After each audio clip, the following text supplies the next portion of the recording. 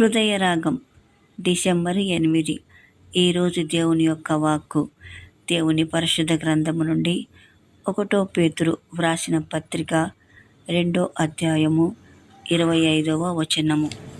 మీరు గొర్రెల వలె దారి తప్పిపోతిరి గాని ఇప్పుడు మీ ఆత్మల కాపరియు అధ్యక్షుడైన ఆయన వైపునకు మళ్ళీ ఉన్నారు. ఒక గొర్రె ఎలాగైతే తెలివి లేనిదిగా మారి ప్రతి ఒక్కరిని నమ్ముతూ వెరితనంగా ప్రతి మనిషిని వెంబడిస్తూ ఉంటుంది. గొర్రె కసాయిని నమ్ముతుంది అనే సామెత ఎలాగైతే ఉందో, తన కాపరిని కాదని దారి తప్పిపోతూ ఉంటుంది.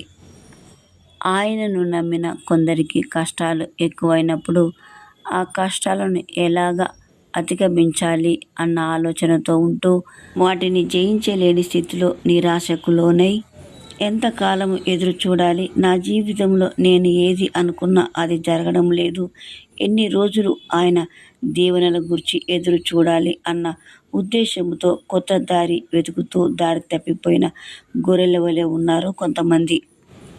అలాంటి వారికి అంటూ ఉన్నాడు, మీరు గొర్రెల వలె దారి తప్పిపోతిరి కానీ ఇప్పుడు మీ ఆత్మల కాపరియు అధ్యక్షుడునైనను ఆయన వైపునకు మళ్ళీ ఉన్నారు అంటూ ఉన్నాడు.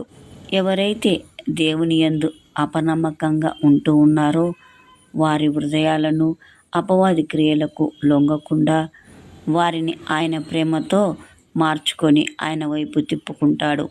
వారిని వారి హృదయాలను మన దేవుడు ఆయన బిడ్డలమైన మనల్ని తప్పిపోనీయడు. ఎప్పుడు ఆయన కాపుదలలో మనల్ని ఉంచుతాడు. కాబట్టి మనమందరము ఆయనను వెంబడించేవారిగా ఉందామని కోరుకుందామా? ప్రార్థన చేసుకుందాం. పరలోకపు మా పరమ తండ్రి, ఈరోజు ఇచ్చిన వాక్కును బట్టి మీకే స్తోత్రం. వినుచున్న ప్రతి బిడ్డలో ఈ వాక్కు నెరవేర్చండి. గొర్రెల వలె దారి తప్పిపోకుండా నీ మార్గంలో నడిచేవారిగా మమ్మలను దీవించమని యేసుక్రీస్తు నామంలో అడిగి వేడుకుంటూ ఈ హృదయ రాగం ద్వారా పొందుకున్నామని నమ్ముచున్నాము తండ్రి. ఆమెన్. మీ ప్రియ సహోదరి కృష్ణవేణి.